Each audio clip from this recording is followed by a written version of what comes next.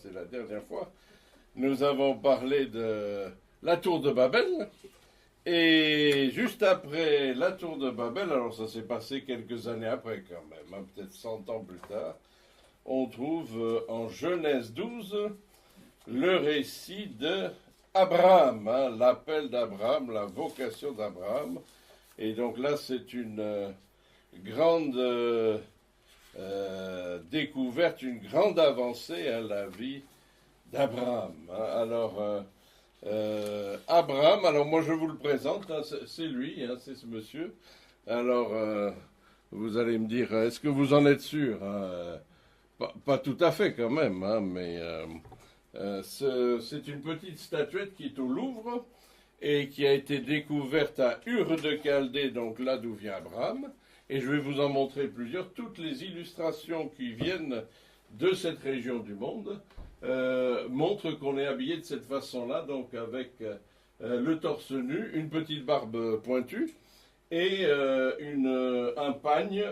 On ne sait pas si c'est de la laine ou quelque chose comme ça, mais c'est comme ça que les gens s'habillaient à son époque. Et les yeux bleus, lapis lazuli. Hein, donc peut-être vous ne saviez pas qu'Abraham avait les yeux bleus. Hein. Et donc, alors, c'est une statuette qui est au Louvre et qui vient d'Ur de Chaldée, c'est pas Abraham directement. Ici, j'ai quelques représentations, voilà, hein, ça ce sont des bas-reliefs et ils sont au British Museum. Hein. Et donc, ce sont des scènes de procession qui datent de la période d'Abraham aussi et qui ont été retrouvées à Ur de Chaldée. Là, vous reconnaissez de nouveau, là c'est bleu, hein, lapis lazuli, et le blanc, c'est de l'ivoire. Hein, et donc, c'est richement décoré et ça représente des processions qu'il y avait à cette époque, des processions religieuses. Remarquez qu'ils avaient des chars, hein, à 4 roues, hein, voilà, et un moteur électrique déjà. Hein. Non, un moteur hippomobile. Hein. C'est plus écologique, hein, l'hippomobile, que le moteur électrique, je vous signale. Hein. On n'a pas fait trop de progrès depuis 4000 ans. Hein. Ça remonte à 4000 ans. Voilà. Hein. Et vous avez là aussi ce British Museum, cette fameuse sculpture qui a été retrouvée à Ur de Chaldée, avec le bouc qui est pris dans le buisson. Hein. Alors ça, c'est un mystère. Hein. Comment à Ur, ils ont connu ce récit. Que signifie ce bouc pour eux? On ne sait pas, mais en tout cas, ça a été retrouvé là-bas à Ur de Chaldée. Et voilà un autre bas-relief. Donc, vous voyez toujours les hommes habillés torse nu avec cette espèce de pagne. Et là, ils amènent des offrandes. Et puis là, c'est peut-être des prisonniers ou des captifs. Hein, voilà, ça montre la vie de cette époque. Ici, des choses qu'on a trouvées à Ur aussi. Un sceptre, une aiguille, voilà des aiguilles. Là, il y a un collier au-dessus, mais on ne le voit pas. Ici, c'est dans le musée aussi, ça montre comment était l'entrée des temples et des palais. Beaucoup de marches. Ici, c'est une pierre de fondation qui est au Louvre et qui était sous la grande ziggourate de Ur de Chaldée, que je vous montrerai après. Voilà quelques personnages aussi qu'on a retrouvés. Alors là, les yeux sont tombés parce que... mais c'était des pierres de lapis lazuli aussi. Ici, une tablette. Donc, au temps d'Abraham, on écrivait déjà, hein, ici, en écriture cunéiforme. Alors, ce n'est pas la plus ancienne de l'humanité, mais c'est une très ancienne tablette qui remonte à cette époque-là. Et puis, des jeux. Il y avait déjà un jeu de société qu'on a retrouvé à Ur de Chaldée. Vous voyez, il est en bon état. Hein. Et donc, ça fait penser un peu à la marelle et quelque chose. Et à une époque, je connaissais la règle, mais je l'ai oublié. Hein. Mais je pense qu'il est au British Museum aussi, ce jeu. Et vous pouvez aller leur demander quelle est la règle du jeu. Hein, voilà. Et puis, ça c'est important aussi parce qu'on le retrouve dans la Bible. Hein, ce sont les ornements que l'on offrait aux femmes pour les fiançailles. Et dans la Bible, on trouve que le serviteur d'Abraham a amené pour sa belle-fille Rebecca des croissants d'oreilles. Hein. Alors, ce sont des croissants en or, hein, vous voyez, c'est ça. Et partout dans la région, on retrouve que ces croissants qui étaient offert en cadeau de mariage, ainsi que ces ornements qu'on mettait sur la tête, qui sont en or aussi, et qui étaient offerts pour les fiançailles plutôt, en attente du mariage. Et puis, une fois le mariage fait, la femme gardait ses ornements, et puis elle les gardait souvent jusqu'à sa mort. C'est pour ça qu'on les a retrouvés, puisqu'ils étaient dans les tombeaux qu'on a retrouvés dans cette région. Voilà. De nouveau, une autre représentation du bouc. Une autre. Et puis, alors là, c'est dans le voisinage. Hein, ça, c'est le roi de Lagash, qui est donc un voisin de Ur de Chaldée. Ça, c'est Ur de Chaldée vu du ciel, hein, de satellite. Et ça, c'est tiré du livre d'histoire de 6e. Hein. Alors, vous avez tous fait la 6e, je pense. Hein. Qui c'est qui n'a pas fait la 6e? Alors, qui se souvient comment s'appelle ce monsieur? C'est écrit dedans. Hein. Alors, je parlais avec des profs dimanche dernier, évidemment. Certains profs choisissent de parler d'autres sujets plutôt que des antiquités orientales, mais c'est l'origine de notre civilisation, et ce monsieur s'appelle Gudea, et il y a plein de statues de lui au Louvre, hein, c'est pour ça qu'ils ont mis une statue dans votre livre d'histoire, et ça c'est la photo de Ur de Chaldée vue du ciel, et dans lequel il y a des recherches archéologiques, voilà. Hein. Et donc voilà encore 2 bas-reliefs qui sont au British Museum. Voilà la ville d'Ur de Chaldée telle qu'on la voit d'en bas. Donc les murs sont en grande partie en ruine, ils ont été reconstitués un peu, mais la ziggourate est restée en assez bon état. Elle était plus haute, mais elle est quand même en assez bon état. Elle a 4000 ans. Hein, donc voilà. Et ça, c'est une vision qui a été faite par un artiste, hein, et donc qui montre les maisons telles qu'elles étaient. Et puis la partie centrale de la ville avec les remparts, et puis d'autres maisons, et puis il y a des oliviers, des palmeraies, les fleuves, hein, l'Euphrate, et donc c'était une ville tout à fait moderne. Hein, et donc dans cette ville, je vous l'ai déjà dit, on a trouvé qu'ils avaient dans les maisons l'eau chaude et l'eau froide, hein, parce qu'il y a des canalisations dans les murs, et donc là dans ces pays-là c'est assez facile, hein. Vous recueillez l'eau de pluie sur le toit, et si vous voulez qu'elle soit chaude, vous ouvrez pour que l'eau soit chauffée, et la partie froide, vous la recouvrez, ça se refroidit. Et après, chez vous, je ne sais pas s'ils avaient des robinets ou quoi, mais ils avaient de l'eau chaude et de l'eau froide dans la maison. Hein, voilà. Et puis, je raconte toujours qu'ils avaient le téléphone sans fil parce qu'on n'a pas trouvé de poteau téléphonique. Hein, voilà. Mais ça, c'est pas vrai. Et donc...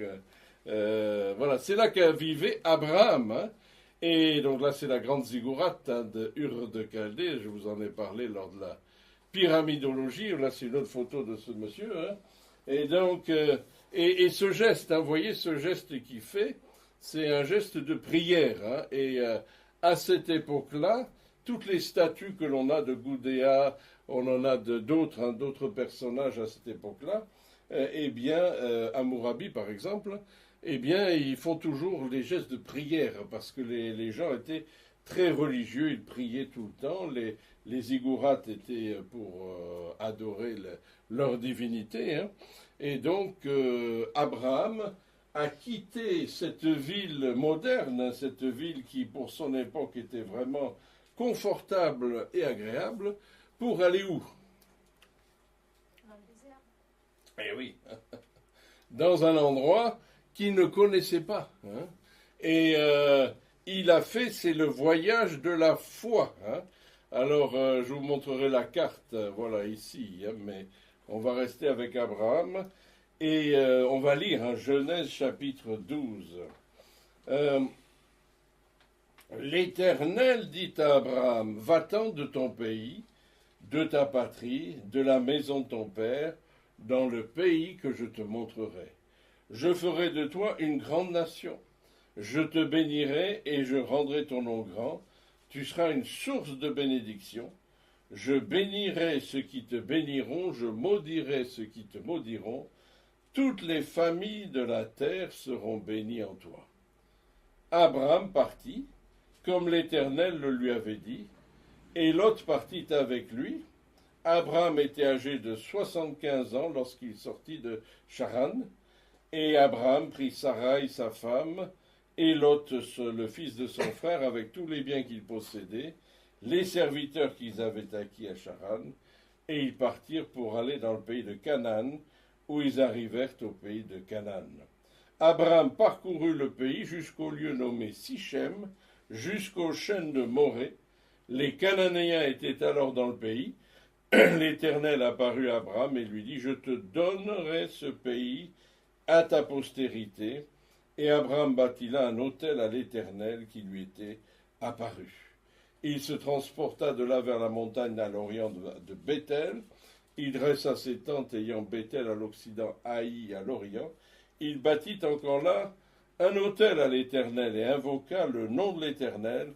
Abraham continua ses marches en s'avançant vers le midi. Et donc ensuite on a le récit d'une famine, mais on verra ça plus tard. Pourquoi Abraham est-il parti de son pays sans savoir où il allait?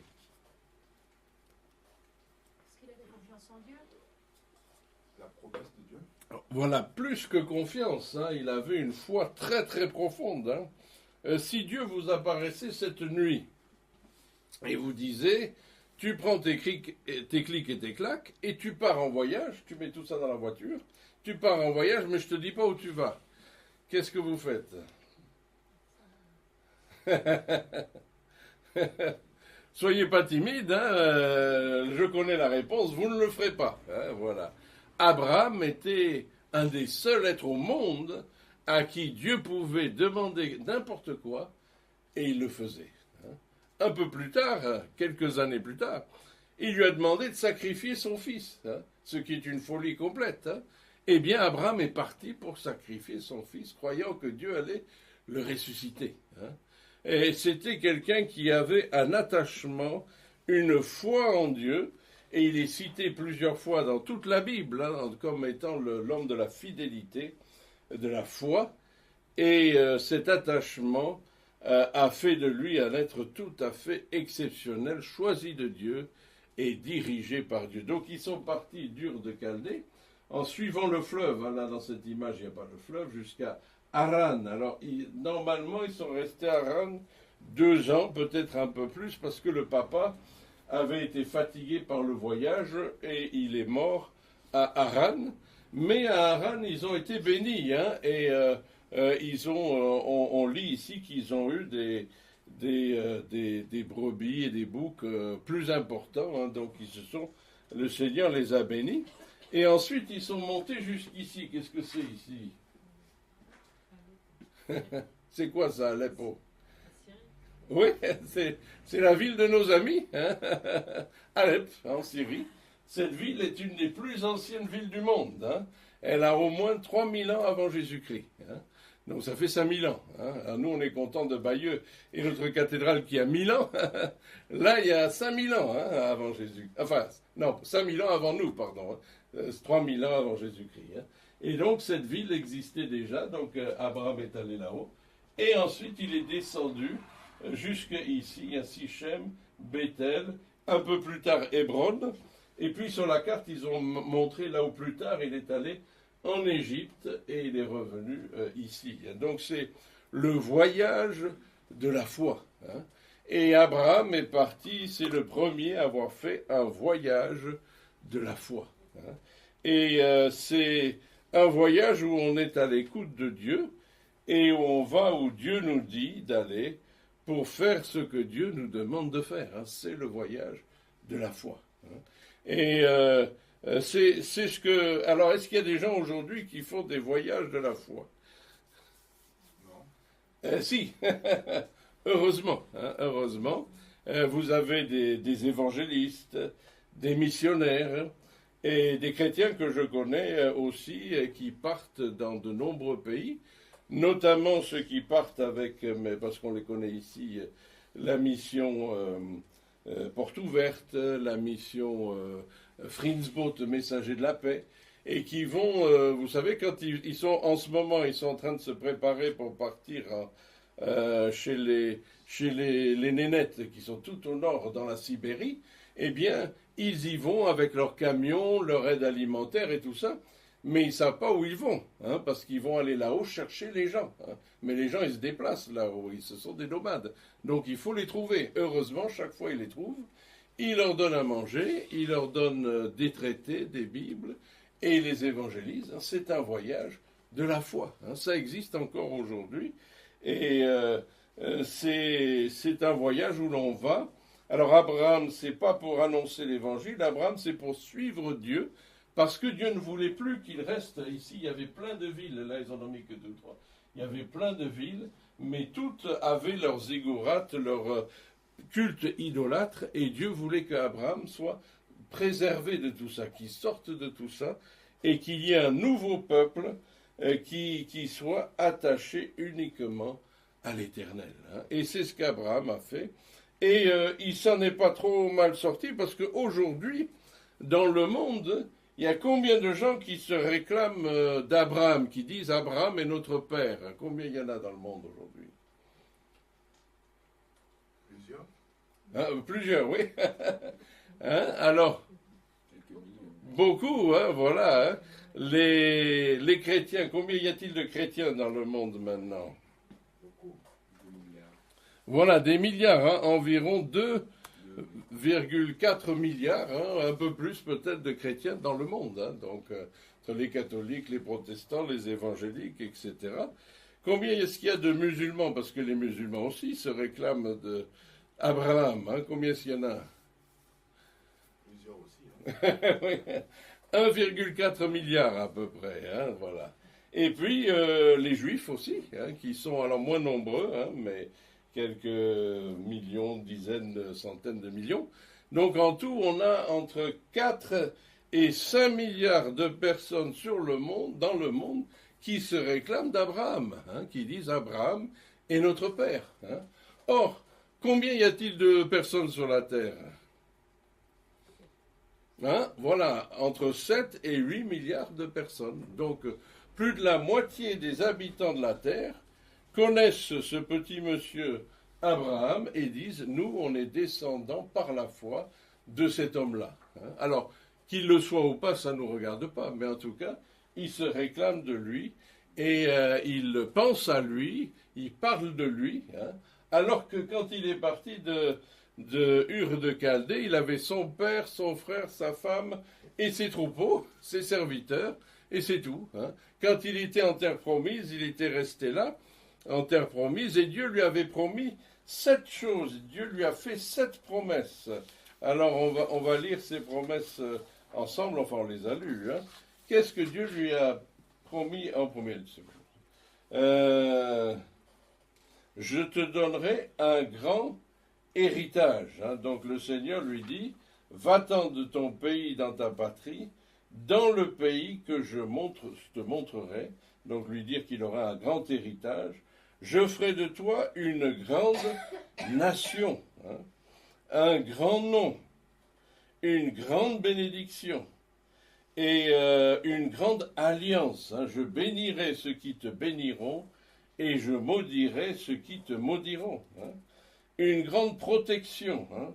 Je serai avec toi et toutes les familles de la terre seront bénies en toi. Hein. Et le mot famille, c'est ethnie ou peuple. Hein. Toutes les familles, les ethnies de la terre seront bénies en Abraham. Donc Dieu lui a fait cette promesse. Hein. Et est-ce que Dieu a tenu ses promesses à Abraham? Ouais. Hein? Dieu a tenu ses promesses. Hein? Alors, vous connaissez tous des gens qui font des promesses. Hein? Qui c'est qui fait des promesses? Alors, oh, tiens, c'est sorti spontanément. Les hommes politiques. Hein? Alors, il y a mon ami, je l'aime bien, hein, mais bon, voilà. Hein? Il n'a pas dit que la vérité, à mon ami Jacques Chirac, hein, qui a dit, je le lis, hein, les promesses électorales n'engagent que ceux qui y croient. Hein. Voilà. Lui, il savait bien que pour être élu, il fallait promettre aux gens tout ce qu'ils voulaient entendre, et que comme ça, on était élu. Hein. Après, si on pouvait le faire ou pas, c'est une autre affaire. Hein. Mais il faut dire aux gens ce qu'ils ont envie d'entendre. Et depuis son époque, ça n'a pas changé. Hein. C'est toujours la même chose. aujourd'hui. Hein. Et donc, vous avez les promesses commerciales. Hein. On vous dit que si vous achetez telle voiture ou tel ordinateur ou tel téléphone, vous allez être heureux, votre vie va se transformer, vous allez pouvoir communiquer avec le monde entier. Hein. Alors c'est vrai que vous pouvez communiquer avec Poutine, des gens en Chine, des gens au Japon, mais que vous ne savez pas parler leur langue, vous n'êtes pas plus avancé. Hein. Voilà. Et donc, il y a beaucoup de promesses de ce monde, mais qui sont juste des promesses en l'air. Mais les promesses que Dieu a faites à Abraham, il les a tenues et il les a toutes tenues. Et elles sont encore valables aujourd'hui. C'est une alliance éternelle. Hein. Il y a plusieurs alliances dans la Bible. Et celle-ci, c'est l'alliance qu'on appelle abrahamique, c'est-à-dire avec Abraham. Et elle est éternelle. Elle ne sera jamais interrompue. Et donc, Abraham est une bénédiction, une influence, un nom, une descendance qui est encore en vigueur aujourd'hui. Et donc, les descendants d'Abraham, c'est qui les descendants de la chair?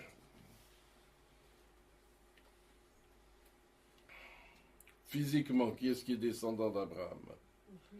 Alors, les Sémites, donc les Juifs, et puis Abraham avait un autre fils, Ishmaël, hein, donc les Arabes, les vrais Arabes, hein, pas juste les musulmans, mais les vrais Arabes, sont aussi descendants d'Abraham. Hein. Et puis, par la foi, combien est-ce qu'il y a de descendants d'Abraham? Qui sont les descendants d'Abraham plutôt? Les chrétiens, eh oui, hein, même ceux qui... Il y a des chrétiens malheureusement antisémites, hein, ce qui est une folie, puisque par la foi, on est descendant de ce monsieur-là, hein, descendant d'Abraham. Hein. Et donc, c'est une postérité immense et innombrable. Hein. Et ça continuera, hein, dans les siècles à venir, ça continuera. Même si on passe dans d'autres royaumes, hein, eh bien, il y aura toujours la descendance d'Abraham et la bénédiction d'Abraham qui sera sur l'humanité et dont seront bénéficiaires les enfants du Seigneur. Hein. Et est-ce que le Seigneur a fait des promesses aux chrétiens? Eh oui, dans le livre de Matthieu, chapitre 5, versets 1 à 12, il y a aussi 7 promesses, comme à Abraham. Et c'est pour ça que Jésus, qui était entouré de ses disciples, est monté sur le mont des Béatitudes. Et il leur a parlé, et donc Matthieu chapitre 5, verset 3, « Heureux les pauvres en esprit, car le royaume des cieux est à eux. Heureux les affligés, car ils seront consolés. Heureux les débonnaires, car ils hériteront la terre. Heureux ceux qui ont faim et soif de justice, car ils seront rassasiés. Heureux les miséricordieux, car ils obtiendront miséricorde. Heureux ceux qui ont le cœur pur, car ils verront Dieu. Heureux ceux qui procurent la paix, car ils seront appelés fils de Dieu. » Hein.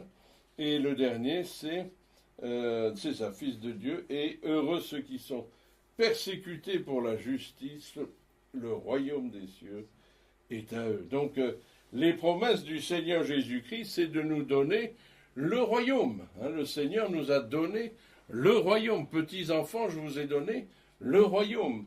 Contrairement à Abraham, le royaume que le Seigneur nous a donné se trouve où? Dans les cieux. Et oui, ce n'est pas une terre comme en Israël, la terre sainte. Hein. Nous avons un royaume céleste. Hein. Et c'est pour ça que des gens de toute origine font partie de ce royaume. Il n'y a pas besoin d'aller habiter à Jérusalem ou à Rome, hein, que vous veniez d'Afrique, d'Amérique ou de France, hein, ou d'Orient. Hein. Vous serez dans le royaume de Dieu, hein, et dans la présence du Seigneur. Hein. La deuxième promesse, c'est d'abord un royaume. Hein. Deuxièmement, la consolation. Heureux les affligés, car ils seront consolés. Hein. Le Seigneur n'a pas dit que nous n'aurons pas d'affliction. Il a dit que nous aurons la consolation. Hein. Et les gens de ce monde ont des afflictions, mais n'ont aucune consolation. Troisièmement, et ça c'est incroyable, heureux les débonnaires, car ils hériteront la terre. Non seulement nous hériterons du royaume dans les cieux, mais nous hériterons aussi la terre. Les gens méchants et prédateurs sont prêts à tuer et à s'entretuer pour récupérer quelques bouts de terre. La guerre en Ukraine, là, a fait plus d'1 million, non pas 1 million, a fait beaucoup de morts. Je ne vais pas donner de chiffres parce que ça se mélange dans ma tête. Mais c'est pour récupérer quelques morceaux de terrain. Alors que le Seigneur a dit, les débonnaires, c'est-à-dire les doux, les bienveillants, vont hériter la terre. Et il y a une image, je ne l'ai pas ici, avec ce verset, et quelqu'un qui prend une poignée de terre et qui dit, Seigneur, le Seigneur m'a promis, nous hériterons la terre. Et puis, heureux ceux qui ont faim et soif de justice, car ils seront rassasiés. Il y aura un rassasiement, une grâce divine, une bénédiction divine, parce qu'il s'agit de justice sur la terre, mais surtout de la justice de Dieu, la justice de Jésus-Christ, la justification par la foi. Et ça, c'est une bénédiction. La plus grande bénédiction que l'on peut avoir sur la terre, c'est de savoir que nos péchés sont pardonnés. C'est pas de vivre dans un palais, c'est pas d'avoir un avion pour voler aux quatre coins du monde, c'est d'avoir l'assurance du pardon de ses péchés. La plus grande bénédiction sur la terre. Verset 5. Heureux les miséricordieux, car ils obtiendront miséricorde. La miséricorde divine nous est promise, c'est-à-dire que le Seigneur aura pitié de nous. Il ne nous traite pas selon nos fautes. Et déjà dans le livre des psaumes, on a cette phrase, le Seigneur ne nous traite pas selon la gravité de nos actes. Au contraire, il a miséricorde et pitié à l'égard de nous. Et puis encore plus merveilleux, verset 8, heureux ceux qui ont le cœur pur, car ils verront Dieu. Est-ce que vous avez vu Dieu? Je vous écoute. Eh bien, déjà sur cette terre, on peut voir Dieu par les yeux de la foi. Mais il faut avoir le cœur pur. Il y a plein de gens qui disent, oui, mais je veux voir Dieu qui vienne me parler, etc. Cela, le Seigneur n'a rien à faire avec eux. Mais ceux qui ont le cœur pur, ceux qui ont faim et soif de justice, ceux qui cherchent l'Éternel, il se révèle à eux, où qu'ils soient, que vous soyez perdus au nord de l'Alaska ou dans la forêt d'Amérique du Sud. Si vous voulez voir Dieu, si vous êtes pur, vous verrez Dieu par les yeux de la foi. Et ça, c'est une promesse extraordinaire. Et puis, bien sûr, ce verset qui est inscrit au Conseil de sécurité des Nations Unies. C'est écrit autour dans cette pièce circulaire. Et il est écrit « Ceux qui procurent la paix seront appelés fils de Dieu ». Est-ce que nos amis des Nations Unies ont procuré la paix au monde? Ils ont essayé, mais pas trop de succès, pas trop de succès. Eh bien, grâce à Dieu, ceux qui sont enfants de Dieu peuvent procurer la paix dans les familles, la paix dans leur ville, etc.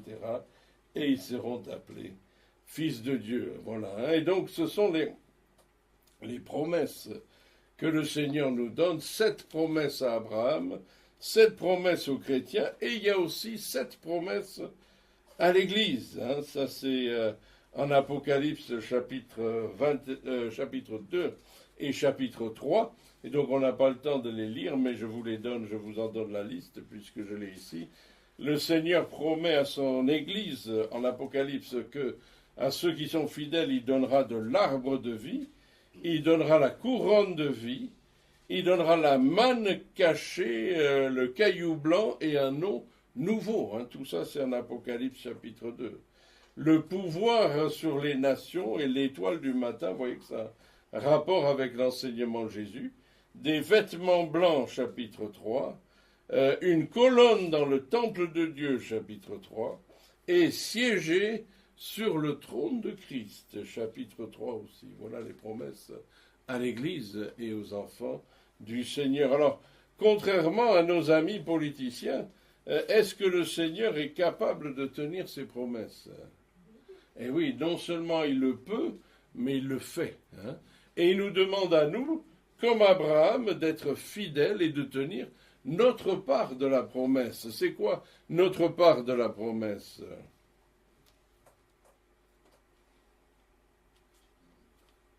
Notre foi. La foi, je vais croire en toi. Qu'est-ce qu'il y a encore? Il y a la foi, il y a Notre engagement avec le Seigneur. l'engagement que j'appelle l'obéissance. Hein. Je t'obéis, Seigneur. J'irai où je ferai, parce que souvent le Seigneur ne nous appelle pas à faire le voyage qu'a fait Abraham. Hein. Il nous appelle à rester chez nous, mais à rester engagés et obéissants au Seigneur. Hein. Donc la foi, l'obéissance, et qu'est-ce que le Seigneur nous demande par-dessus tout? Avant la prière. La fidélité. Ah, oui, mais avant. L'amour, hein, l'amour, la plus grande de ces choses, c'est l'amour d'aimer le Seigneur de tout son cœur, de toute sa force, de toute son âme, et notre prochain, comme nous-mêmes. Et donc, ce sont ces trois choses que le Seigneur, plein d'autres aussi, mais nous demande. Lui, il tient ses promesses, il reste fidèle à son côté de ce qu'il a promis, et nous aussi, nous tenons nos promesses, et nous sommes fidèles au Seigneur. Hein. Et donc, il y a plein de passages, évidemment, dans le Nouveau Testament qui parlent de la foi et de la fidélité d'Abraham. Dieu voulant, nous en parlerons prochainement. Hein. Mais notre ami Abraham, notre prédécesseur dans la foi, nous montre l'importance de la vie de la foi, qui est un itinéraire, une marche avec Dieu, une marche quotidienne, une marche dans l'écoute et dans la communion, parce qu'Abraham a parlé plusieurs fois, Dieu parlait plusieurs fois à Abraham, il a écouté, il a obéi, et le Seigneur veut vivre et marcher avec nous et nous connaître, et que nous le connaissions comme Abraham le connaissait, et que nous soyons ses serviteurs fidèles. Nous allons prier pour conclure.